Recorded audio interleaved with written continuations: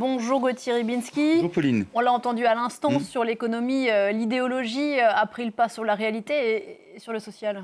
Oui, c'est du même ordre.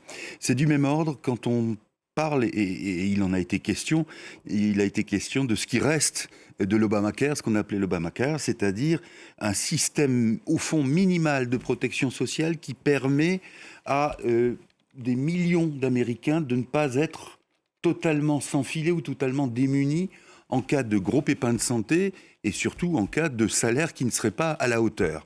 Et ce système qui a été tant décrié par les Républicains, il est majoritairement apprécié et bien apprécié, approuvé par les Américains, et même certains Républicains, notamment des responsables, disent attention, et c'est là qu'on est dans le domaine du social et de la cohésion sociale, si on laisse tomber ce dispositif, si on le fait capoter, c'est toute la cohésion sociale de certains territoires, notamment des territoires ruraux, qui tombent en capilotade. C'est-à-dire que vous avez des villes, des petites villes, où tout d'un coup, la moitié de la ville va basculer par manque de revenus dans de graves difficultés et donc de ne pas pouvoir se soigner, alors que l'autre sera plus, on va dire, florissante, et que tout ça crée des déchirements au-delà même de la situation particulière des uns et des autres. Et ça, pour parler de la torsion idéologique, Trump et son administration ne veulent pas l'entendre. Pourquoi ? Parce qu'ils considèrent que ceux qui bénéficient de ces mesures de protection sociale sont au fond des fainéants, qu'ils ne veulent rien faire, que ce sont des assistés, et que combattre ce dispositif, c'est combattre l'assistanat.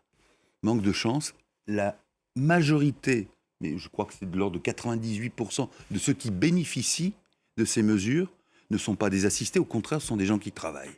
Simplement, le problème, c'est qu'il y a une telle différence entre les revenus de ce travail et le coût des soins, mettons même une nuit à l'hôpital, que précisément, ces personnes ont besoin de ce dispositif. Ça n'est pas parce qu'elles sont assistées, ça n'est pas parce qu'elles profitent du système, c'est parce que tout simplement, le niveau de rémunération et des coûts est tel que, eh bien, ça veut dire dans ces cas-là que certains ne se soignent pas.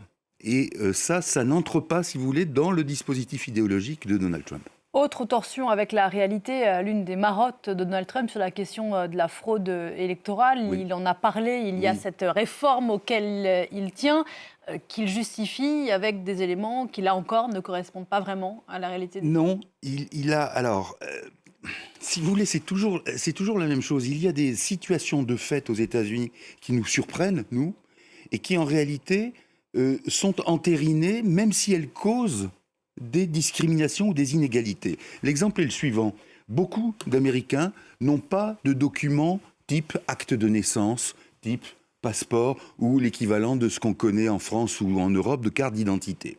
Et que dit Trump ? Il dit il faut que pour voter, il est nécessaire d'avoir ce type de document.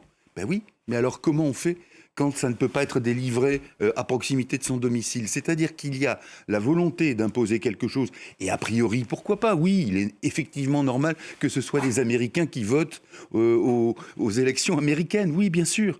Mais quand il n'y a pas de dispositif permettant à ces Américains d'avoir le document en question, qu'est-ce qu'on fait?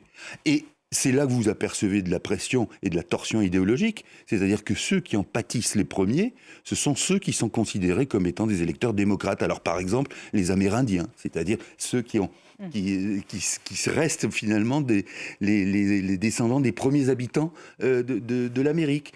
Et puis vous avez quelque chose, alors je vais terminer là, qui est encore plus frappant sur le plan idéologique, c'est par exemple l'obligation qui serait faite à certaines femmes quand elles se marient, de se réinscrire sur les listes. Pourquoi, à votre avis ?